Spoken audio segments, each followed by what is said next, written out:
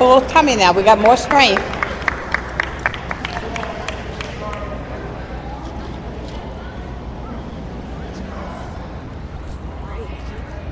There you go. Okay, love.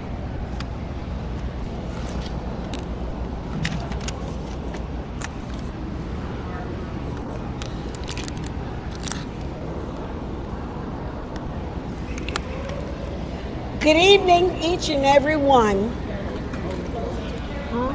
I did. Good evening, each and every one. The protocol has already been set, but I do. Hold on a minute. May I have your attention, everybody, please? We have a person up trying to talk, and she has a soft voice, so let's give her our attention, please. Please. Good evening, everyone. The protocol has already been set, but I do honor each and every one of you. A bit close to your mouth. My name is Ruth Campbell. I've been charged to make the membership appeal. Sometimes we become stagnant in our daily lives and struggles and need a change. So I say, be the change for the future. There you go. A bit closer to your mouth. Mm-hmm. I'll hold it for you. Come on. Okay. The National Association for the Advancement of Colored People, the NAACP, has been a cornerstone of justice, equality, and civil rights since 1909. For over 115 years, we have led the charge to break barriers, fight systemic racism, and ensure equal rights for all. That is a struggle. Our focus remains clear at advocating for political education, social and economic equality, another struggle. Eliminating race-based discrimination, another struggle. Empowering communities through action and engagement, a struggle. Our strength has always come from you, our members. Membership is the key to longevity. It keeps our mission alive and ensures that the fight for justice never ends, a struggle. Today we are calling on those who are ready to stand with us for equality and progress. We especially invite those who believe in the next generation because our youth are our future. Together we can mentor, guide, and create opportunities that will uplift our communities for years to come, a struggle. The need for strong, unified community leadership is greater than ever. While the world around us continues to shift, one thing remains clear. If we do not come together to demand change, things will remain the same. We cannot afford to stand by in silence, waiting for others to fix what we must address ourselves. The time for action, unity, and purposeful membership is now. Milton is a place full of potential, strong family ties, proud history, and a desire to grow. But we must all ask ourselves, are we satisfied with the way things are? Do we see enough opportunities? Are our schools, healthcare, and job market serving everyone equally? Are the building a future that reflects our hope and just repeat our past? If the answer is no, then it's time to act. A great struggle. Unity is power. We must move forward together as a united front. When we come together through organizations such as the NAACP, we amplify our voices. We gain resources, we get organized, and we get results. This is not just about us, it's about the future. We're leaving for our children, our grandchildren, and the next generation. If we do not come together now to shape the future, someone else will shape it for us, and not always in our best interest. Therefore, we must be the part of the change. Joining the NAACP is not just about paying dues. It's about taking a stand, sowing into your community, supporting the next generation, demanding better, and building it together. Another struggle.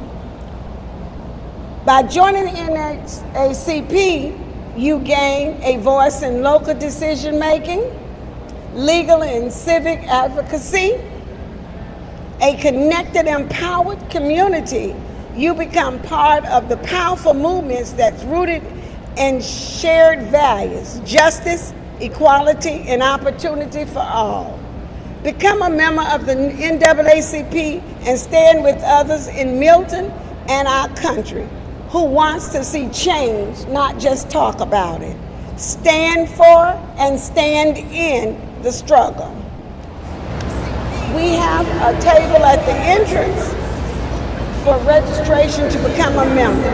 I will be there, one of the other executive members to assist you. Remember, we are all struggling and fighting for the same common goal. Please come and join us today. Thanks to each and every one of you, and I hope you enjoy the rest of your evening.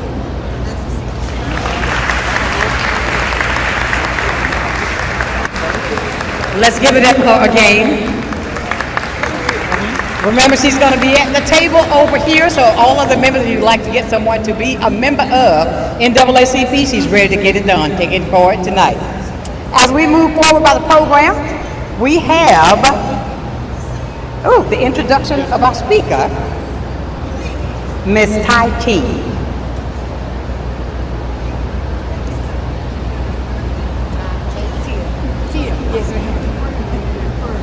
Good evening, everyone. My name is Tia King, but it's okay. It's Tia King. I have the honor of introducing someone whose love has shaped my entire world, and that is my mommy, Sheena Payne Benjamin. My mom was born whose love has shaped my entire world, and that is my mommy, Sheena Payne Benjamin.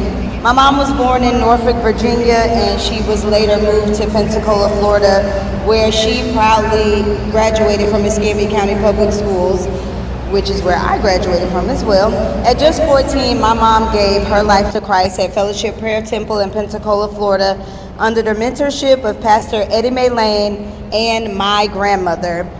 It was there that my mom found her voice. She developed a deep love for the Word of God, and she still lives by. Once you find that Jesus is all you have, you will realize that He is all you need. Today, my mom continues to walk boldly in faith, and she is a dedicated member and a minister of Zion Hope Primitive Baptist Church, also in Pensacola, Florida. In my mom's professional life, she has faithfully been a member in Escambia County Public Schools for this year being her 27th year. And my mom also made history as being the first Black woman to be a deputy superintendent at Escambia County Public Schools. Thank you. But long before that title, my mom was my first teacher. She was my fiercest protector and the quiet strength behind so many of my dreams. My mom has held me through heartaches. She has cheered. She's the loudest one in the room for me. She has taught me that God's grace is more than enough. My mom is a devoted wife. She's a sister. She's a daughter. And most importantly, a mother. And she is a member of Delta Sigma Theta Sorority Incorporated. But to me, my mom is so much more. She is clothed with strength and dignity. She can laugh at the days to come. Please help me welcome the woman whose footsteps I follow in, whose prayers still cover me, and whose love has never failed, my mom, Sheena Payne Benjamin.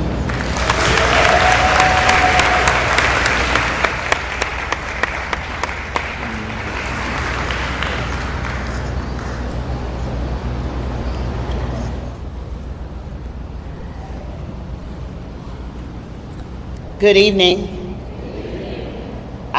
If I didn't have this, I taught middle school for 6 years, so I have a middle school voice, but I'm grateful. I am grateful for all of you. It is an honor to stand before you tonight in the presence of so much history, so much resilience, and so much brilliance. The NAACP has been a beacon illuminating the paths for justice, for equality, and for dignity, not just for the African American community, but for this nation as a whole. I also thank God for my family here tonight, for my husband, and for my daughter, and I'm grateful to Miss McCrae. Where did Miss McCrae go? There she is, as Deaconess McCrae, for even considering me to an event such as this. I'm humbled because just today we were laughing about our growing up, and we grew up in church. There was no ifs, ands, or buts about it. You didn't ask, you didn't wonder whether or not you were going on Sundays. You went to church, and we went to church and stayed all day. And so we were laughing today, my husband and I were talking about when in between services, you had your Sunday school, 11 o'clock, 3 o'clock, 6 o'clock. So between 11 and 3, somebody would go to churches and get chicken box, come back. That's when you can get a big box for $10. You can't do that anymore. But you used to be able to get a box by $10. Somebody get a side. Mother make all us go over there on the side of the church, eat. Don't bring that stuff in because you didn't eat in the sanctuary. You didn't even think about that. And so you went over the side, you ate, and you came on back, and we started 3 o'clock service. And so we were thinking and reminiscing. And so my being here today helps me in that reminiscing to remember all of those that have come before me, all of you. When I watched our special performance and the young gentleman dancing, I just began to say, Lord, let me live and be that strong and have my mind so that I can stand up and cut a step or two if I need to. So I'm very grateful, amen, for all that I have seen and heard tonight. When I look around this room, I see the living embodiment of our ancestors' prayers. We are here because they endured. We are here because they dreamed big. And even when the world sometimes told them to dream small, we are here because they planted seeds of hope in soil that was sometimes hard and unyielding. And yet here we are as the harvest. And like a proverb says, they planted trees whose shade they knew they would never sit under. And so here we are tonight. We sit under that shade, covered by their sacrifice and their visions. And so in a book, there's a book called The Woke Church by Eric Mason. And Eric Mason reminds us of a volcano. You remember the volcano that erupted in Hawaii back in 2018. They said that at that time, what looked like it happened all of a sudden had actually been building underground for decades. In the same way, that progress, the progress that we celebrate tonight, it is not accidental. It's an eruption of generations of faith, sacrifice, and perseverance and pushing through. It didn't happen overnight. We came here tonight, it looks like a volcano, but it's been erupting for many, many years. And in the same token, Mason also reminds us that volcanoes also carry a warning. If we ignore what's happening beneath the surface, if we let things slide, eventually the eruption is far more destructive than it had to be. So we have to be careful. The volcano that you heard about in 2018 actually started in '83. So while we celebrate, we also have to be mindful of what's happening. We have to make sure that there's not something rumbling under the ground and we don't address it until it's too late. And in that case, at 4 o'clock in the morning in Hawaii, there was lava splitting up to 1,000 feet in the air. Let's not wait until it erupts before we decide that something is happening and it might be time that we come back to bring about change. Why do I say that? Because education works the same way. If we ignore the gaps in literacy and in equity and in representation right now, the price will be much greater later. We cannot afford to wait. We must act to build strong children before the cracks beneath us start to widen. As an educator in Florida, I carry the truth into my work every day. I see our students' brilliance, I see their potential, I hear about their dreams, and I also see the challenges. In 23-24 school year, just over 53% of Florida students reach proficiency in English and language arts, and then 55% in math. And while these numbers show us progress, they also remind us that too many of our children, especially children of color, English language learners, and students with disabilities that we now refer to as exceptionalities, are still being left. The achievement gap is real, and it is our collective responsibility to close it. So what do? 3 things, just like a Baptist preacher, and I'm gone. 3 things.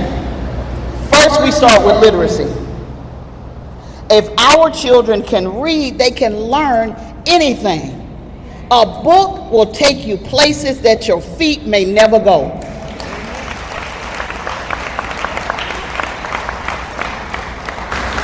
And while they know everything on the radio, except the charge to keep I have. Mother would say after we got through singing that, she said, now can you say your prayers? After I got through singing Michael Jackson, Tina Marie, and everybody else, she said, now can you say your prayers? We cannot hold them and say that they cannot when we see them do it every day. I see children that can barely walk, but they can work a phone. They can work an iPad. They can work a computer. And while it is entertaining, nothing takes the place of a book. And so literacy, closing the gap, means that we begin by ensuring that every child is reading on grade level by the 3rd grade. Let me say it again. Closing the gap means that we commit that students will be on their reading level by the 3rd grade. And that means families, churches, communities working hand in hand with schools to place books in children's hands and ignite a love for learning.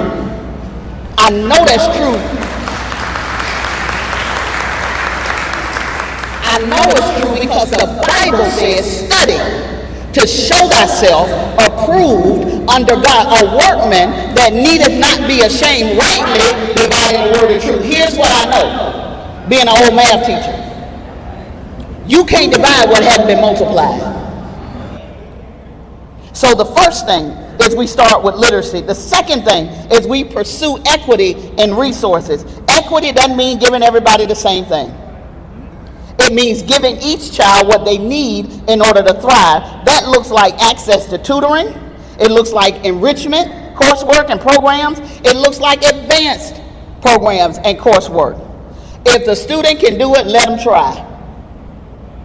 If they can do it, let them try. It looks like mental health support. And it doesn't matter their zip code. It does not matter. Our children should not have to be twice as good to get half as far.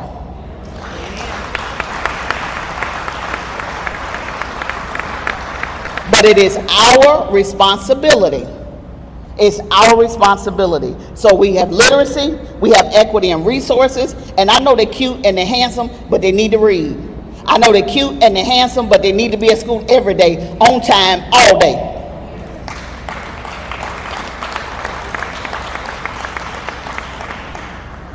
The third thing, we must embrace representation and cultural relevance. Our children excel when they see themselves in stories that they study and leaders who teach them. Our culture is not an afterthought. It's a superpower. It's not an afterthought. When our students feel seen, when they feel valued, the achievement becomes the norm and not an exception. It's the norm. It becomes the norm and not an exception. When I was growing up, there were certain things in my house that were absolute and non-negotiable. My father told me it's one piece of furniture in this house that you know belongs to you, and that's the kitchen table. Because every day when you get home from school, you get your behind to that table, open them books. If you don't have homework, make it up.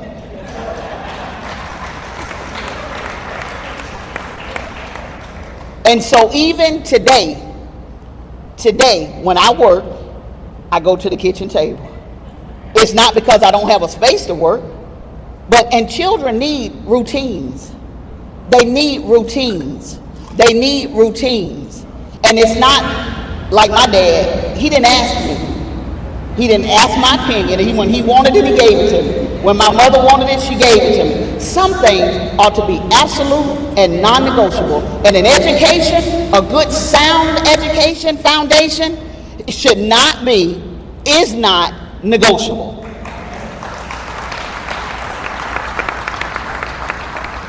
Now, what they do with it after, we call it the 3 E's, because every student may not go to college. If they do, that's great. But there are 3 E's. They need to fall into one of these categories. They need to enlist, they need to enroll, or they need to be employed.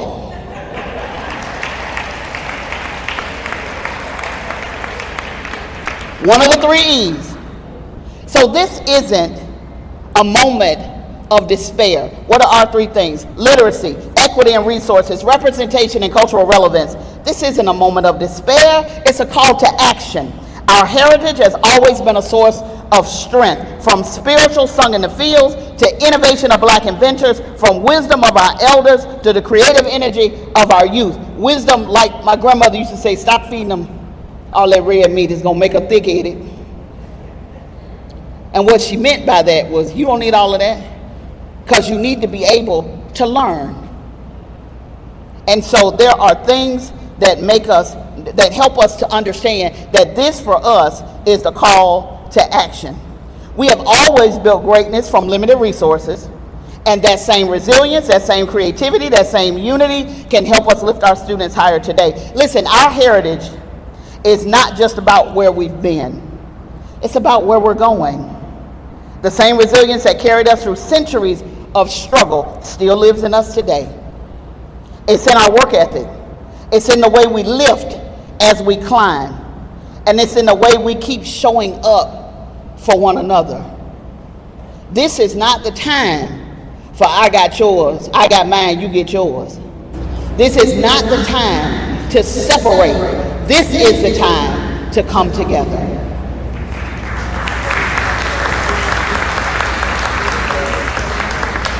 Let us teach the next generation that black excellence is not an accident, it's a tradition. It's not an accident, it's a tradition. It's in our DNA, and it's our responsibility to keep that tradition alive, making sure that every child, I would say it in the high schools, I wanted all of my students, when I was high school principal, I said, listen, I want all of you to have options, choices, and resources. I want you to have the best options, the best choices, the best resources. And I also used to tell them, I need you to be prepared, because there will always be someone that's going to tell you what to do. Always. I work as the deputy superintendent, I thank God for that, but there is this one guy that still gets to tell me what to do. And here's what I tell them: your level of preparedness will determine the level of preparedness of the person telling you what to do. So when you don't prepare, they may not know as much as you know, but you didn't prepare, so they get to tell you what to do.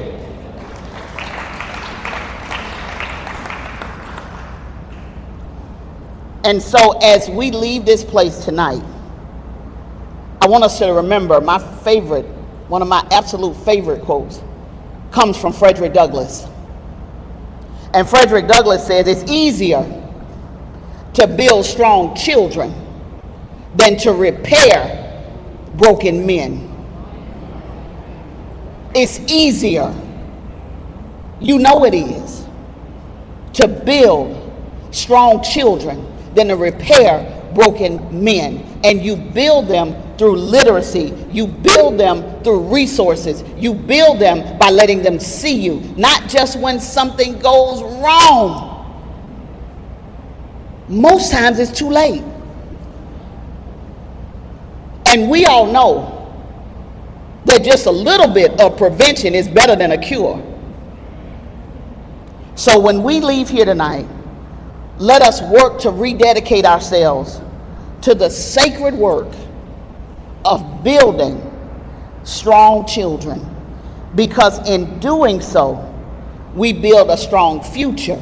We have to have somebody that is now planting trees. Those that came before us planted trees, and we are the benefactors of the shade. Guess what? The shade is moving. We need people to plant trees so that they can provide shade to the generation that's coming after them.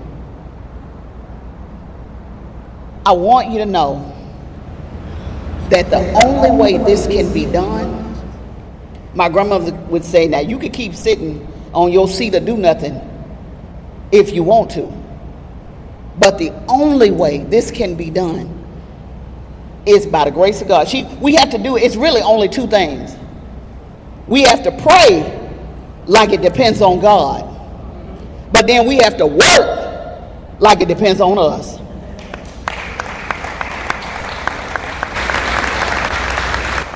And so I want to thank you again for this opportunity. I want you to know that just being here with you has given me another charge to keep going. And so let us continue, as a program saying, going onward and upward and keep going. Thank you so much.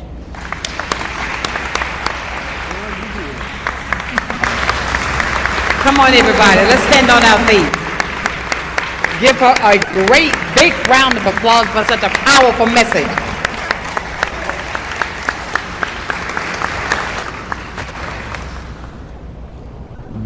Such a powerful message. I hope that everybody will take something from that tonight so that we can make sure that we plant those seeds into our youth. Make sure that they are aware of who and what they already are and not what somebody says they are. Let's teach them that way. At such a time as it is right now, we need to be doing that every single day. Every step we take, every child that we see, we should grab a hold and let them know that they can. We don't have to settle for what they say we can't. We can. Change doesn't feel good, but it's necessary.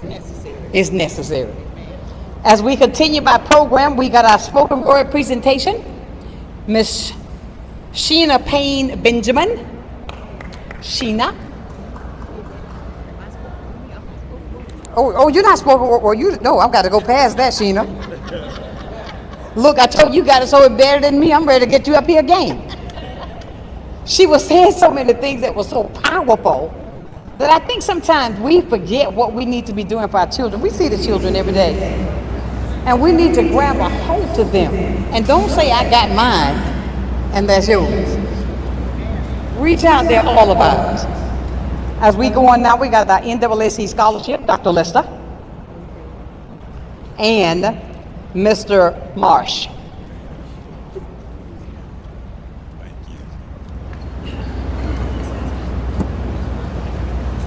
Good evening, everyone. Good evening, everyone. I'm going to apologize for the raspy voice that I have. It was a long week at Milton High School, wasn't it, Dean Freeman? And it was a long night at the football field last night, but what a night it was.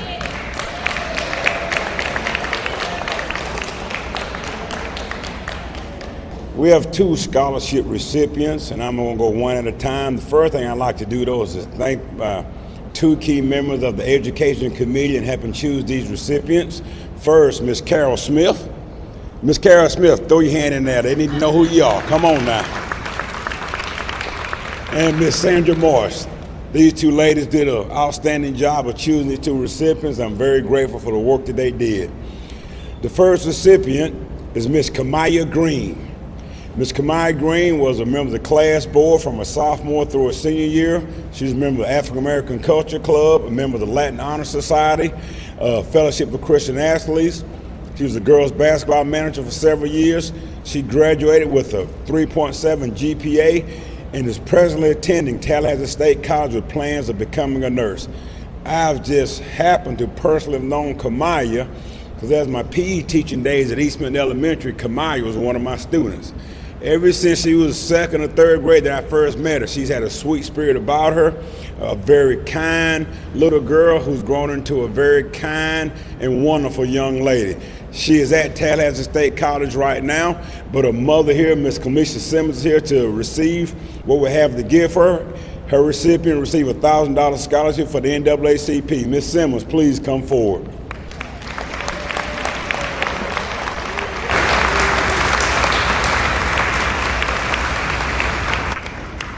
Now you can give it to her. Dr. Jones will present it to Miss Simmons.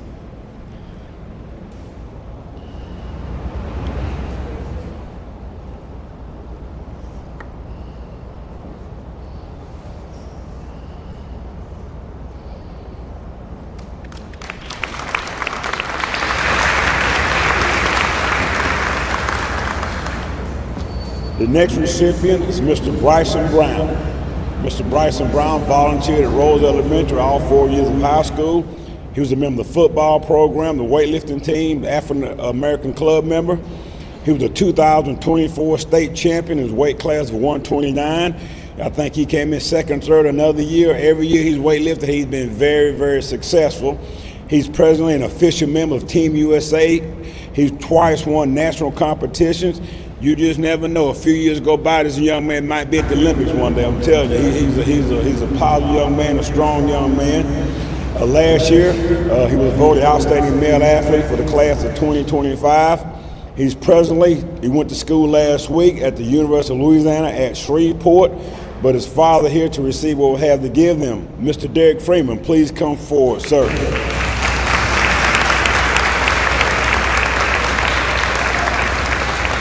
Oh, he's sitting in the little brother Mason and the little sister Addison. Come on forward here. All right.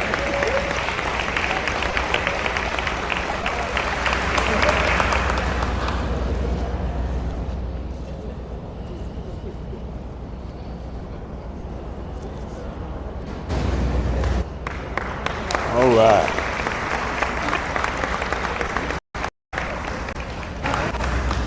Next, we have the Educator of the Year Award. This year's recipient has sponsored the Milton High School African American Club for 25 years, sponsored the African American Culture Club STEP team for 18 years. She's also a U.S. Army Reservist for 24 years. She's received the Army Commendation Medal. She's been a member of the NAACP since 2011. She's been a take stock and children mentor for 13 years. She was inducted into the Milton High School Hall of Fame in 2022. In the application process, we asked, why is it important for you to be in education? I want you to just read this recipient's response. She said, education is important to me because I truly love learning and want to share that love with others. I want to give back by helping students grow, build confidence, and feel proud of who they are. I want students to feel safe, seen, and supported as they learn, not just about school subjects, but about who they are. Helping them build a strong sense of self and positive memories is just as important as helping them succeed academically. There's nothing more fulfilling than seeing this moment of students' eyes light up when they get it. It's a moment of joy that reminds me why I teach. This reminded me, Jesus reminded his disciples in Mark 10, he said, for even the Son of Man did not come to be served, but to serve others and to give his life as a ransom for many. I don't care what your title is, where you come from, what you do. Our job is to serve others and lift and encourage other people. That's what it's about. We all came from dust, and I'm going to say it, we're going to return to dust. What we do from A to that end point, we need to serve one another. I'm going to stop right there. But again, this year's recipient, the Educator of the Year, goes to Miss Cindy Hyman. And I did mention that she is a U.S. Army Reservist, and they have her on post this weekend. She tried to get out of it, but she couldn't, but she sent her Aunt Augustine Franklin here to receive what we have to give her. Miss Franklin, please come forward.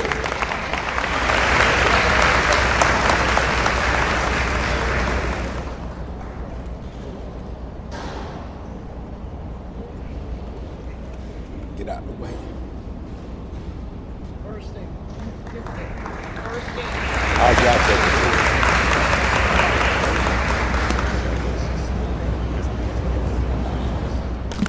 Let's give all of our recipients a great big round of applause, please.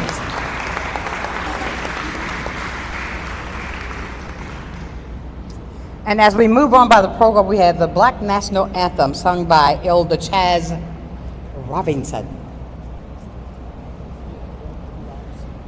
Mr. Acapello himself. Come on, everybody, welcome him up as he comes. That takes a lot to do acapella.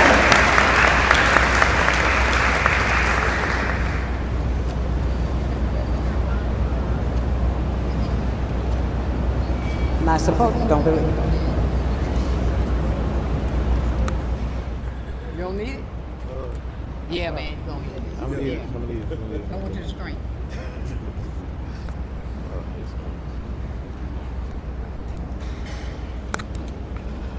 Lift every voice and sing till earth and heaven ring with the harmonies of liberty. Let our rejoicing rise high as the listening skies. Let it resound loud as the roaring sea. Sing a song full of the faith that the dark past has taught us. Sing a song full of the hope that the present has brought us. Facing the rising sun of a new day begun. Let us march on till victory is won. Stony the road we trod, bitter the chastening rod, felt in the days when hope unborn had died, yet with the steady beat have not our weary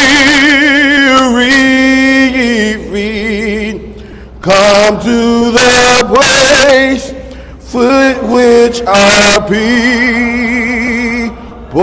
sign.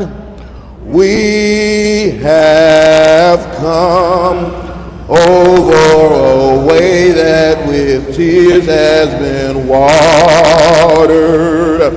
We have come treading our path through the blood of the slaughtered, out from the gloomy past, till now we stand at last, where the bright gleam of our bright star is cast. God of our weary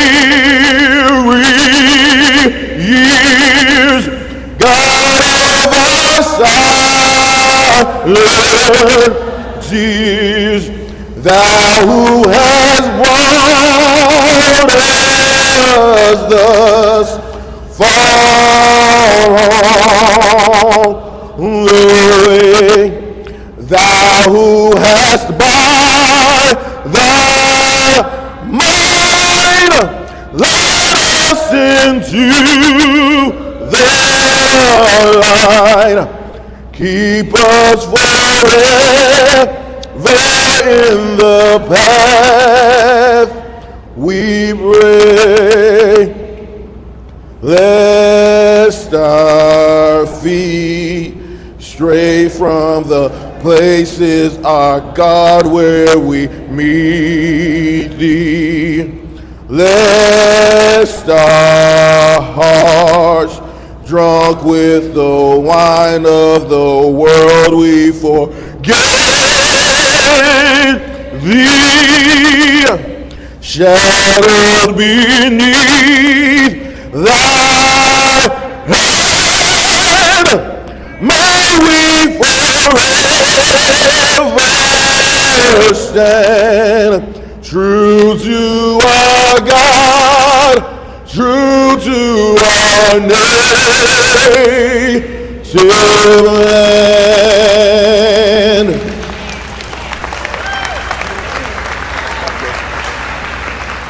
Let's give it up a little bit more.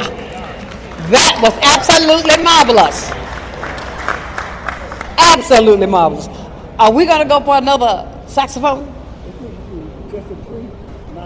Okay, he wants just a short, sweet, nice one. Mr. Saxophone, yes. We're going to get another rendition of saxophone. It's going to be short and sweet. It's not going to be Prince this time. Prince sings 6-minute songs. Let's give it up for him because he's going to give us another one.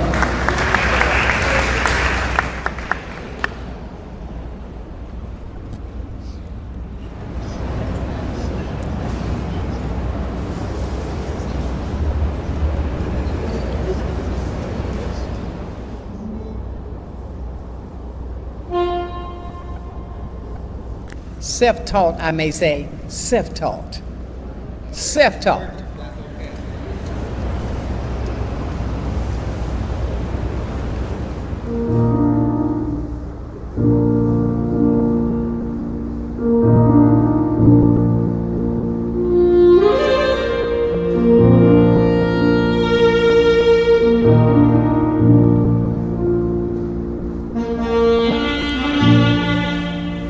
It's you next.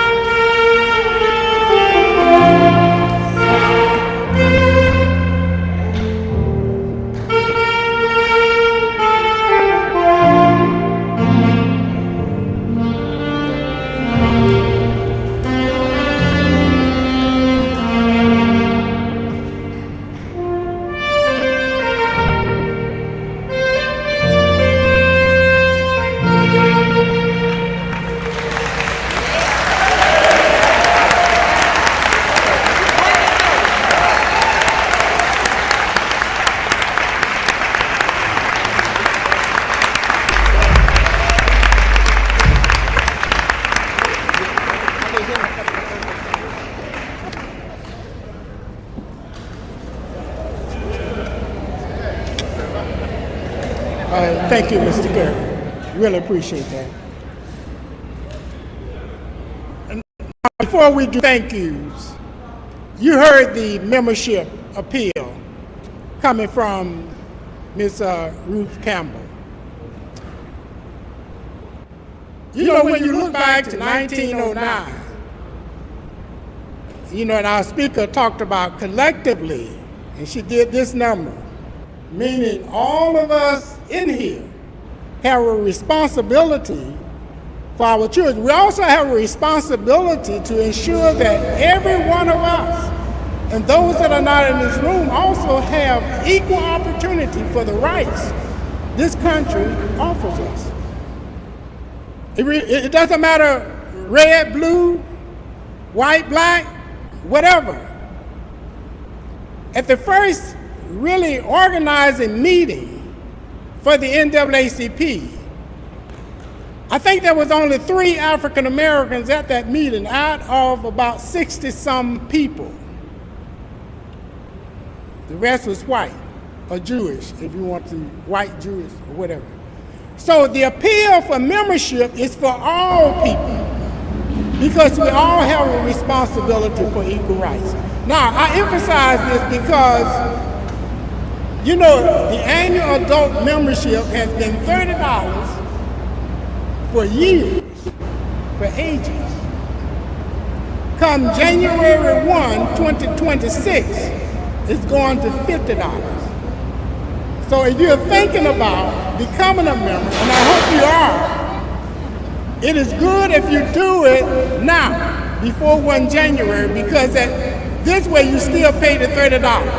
And you have a whole nother year to get that $50 together to pay.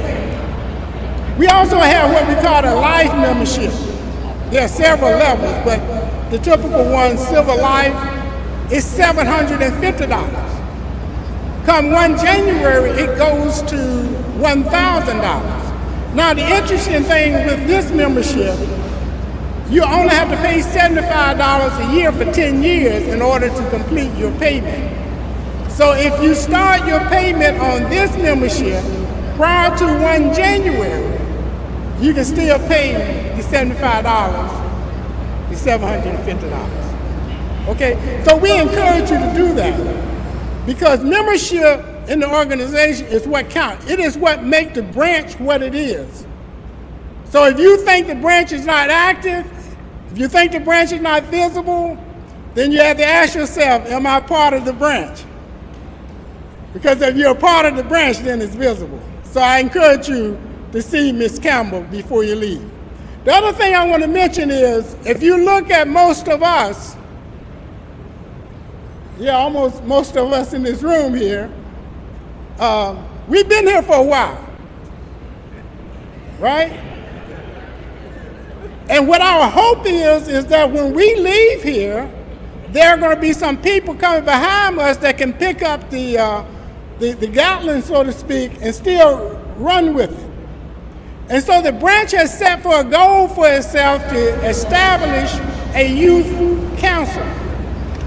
We need 25 young people to establish that council, to get that charter. Membership for the youth is like $15. But the branch will be willing to pay part of that $15 if we have young people willing to participate. Now, the first thing that we needed to do is to get someone who was willing to serve as the youth advisor. And thank God the young lady who was just given and presented the education award, Ms. Hyman, it took some arm twisting, but she has agreed to be that youth advisor.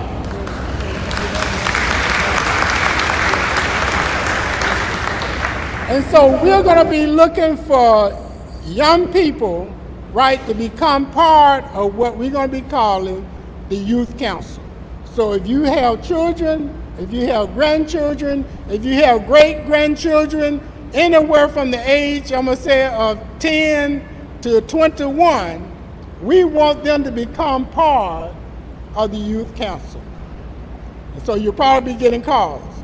But it'd be nice if you see Miss Campbell and say, look, I have a young person, here's the name, here's the phone number, call me when you get that together. Okay, that makes it easy for Miss Hyman. And she does have someone that's assisting her, Miss Bonds, and so we're looking forward for that team, and we're looking for additional workers too to work with the young people. So if you have any questions, you know, you can ask Ms. Campbell, you can ask myself, or any of the other executive committee members of the branch. Now, I don't want to prolong the time, but I have to do this.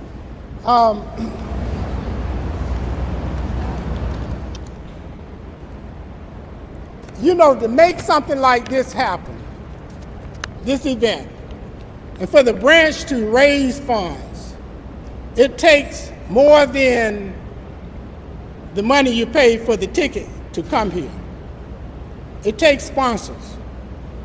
And so if you look in the booklet that you have in front of you, you'll see that there are ads from many different organizations, individuals, people. But I'm only mention one because they have been one of our biggest sponsors now for the last, I think this is the third year, at least the second year, I think it's the third year. But Florida Power and Light. I don't know if we have anyone from Florida Power and Light here tonight or not. Yeah, we welcome you and thank you. All right, really appreciate you. And we appreciate all of the others that spent and bought ads for the souvenir booklet. Now, of course, we want to thank about 3 people right now. First of all, is Miss McCray? Where? Okay, she's not here. Okay, you're okay then. Okay. So look, we do have certificates here for 3 people. Now I'm going to explain to you. Some people that participate on the program, they get a piece of paper that they can buy something with. There are other people who participate and do outstanding jobs. They get what we call a certificate. And so we want to be sure that we recognize people who does outstanding work for us to help make things happen for us. And so the first of those people, of course, is Elder Robinson. We really appreciate you coming on and singing the solos for us.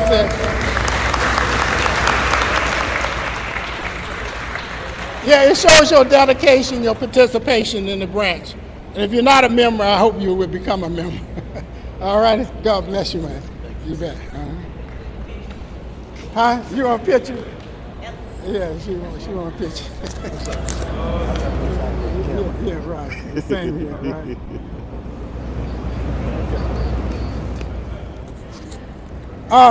The next individual, who is that?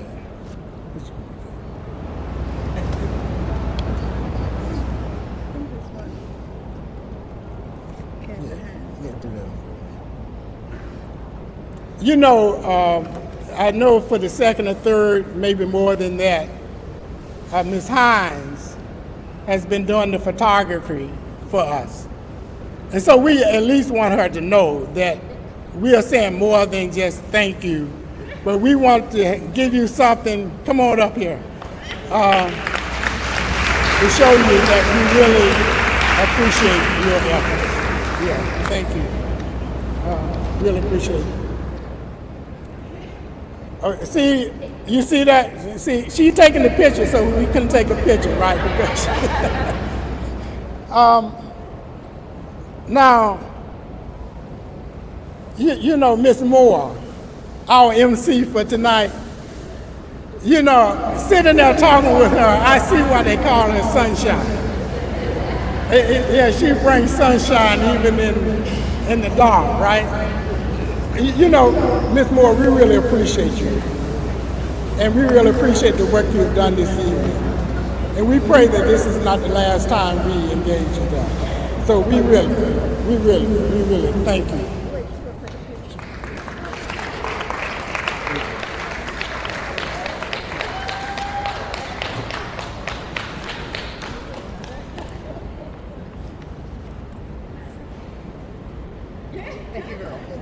You want me in the middle? Yeah, Let's go in the middle. That works. All right. Great, fantastic. And now, for Ms. Benjamin, you know, we really appreciate the speech that you are giving. You know, our children, she has, I think, made very clear to us. You know, it's our responsibility to train them. It's not so much the school job to do that. If we, the parents, are not training them before they go to school, it's going to be very difficult, if possible, for the teachers to teach them the things that they need to know in order to grow and be impactful citizens of this country. And so we are very grateful that you took the time, that you came out and you shared those significant facts with us and points that when we leave here, hopefully we will remember them and act on them in our daily lives. We thank you and you and your family.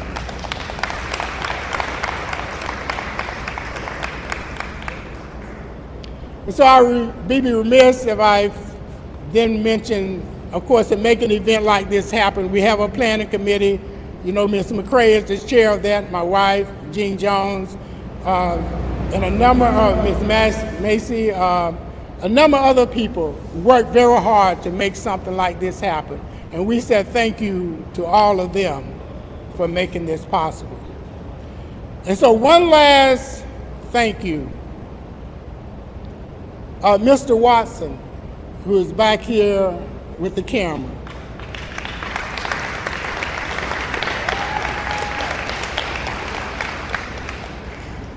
You know, that's WBQP, you know, TV. And he has taken the time with us to, you know, air, you know, interviews and announcements and that sort of thing. And we want all of us to know that we have people who are doing things like this. I know for the radio we have Mr. Hill, but Mr. Watson took some very, I think, dear time to work with us to announce even this event so that people would know about it. And so we hope that you will encounter him as well and use him for your announcements, for your TV needs. And watch the TV. You know, he's an app on YouTube and all of that as well. So we said thank you for being here, for recording even this, and we look forward to doing more work with you.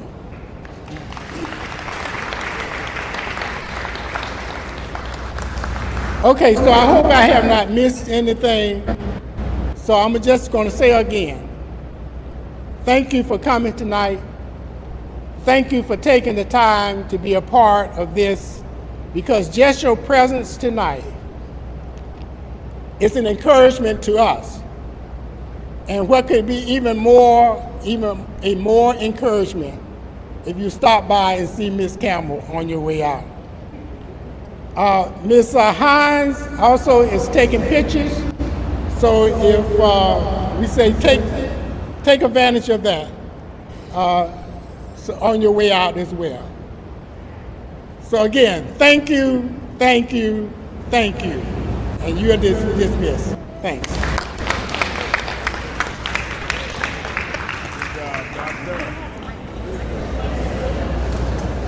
May I have your attention, please, before everybody leaves?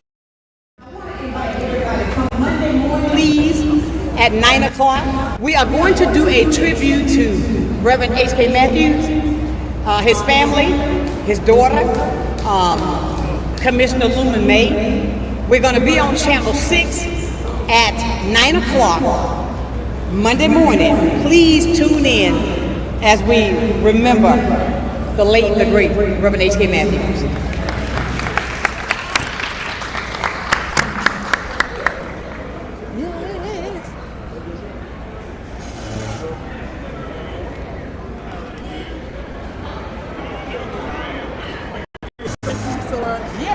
know you. Call me. Call me. All right. And I'm always available to do that.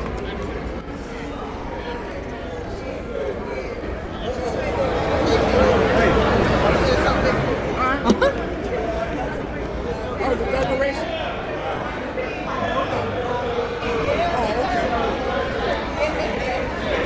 It's understandable.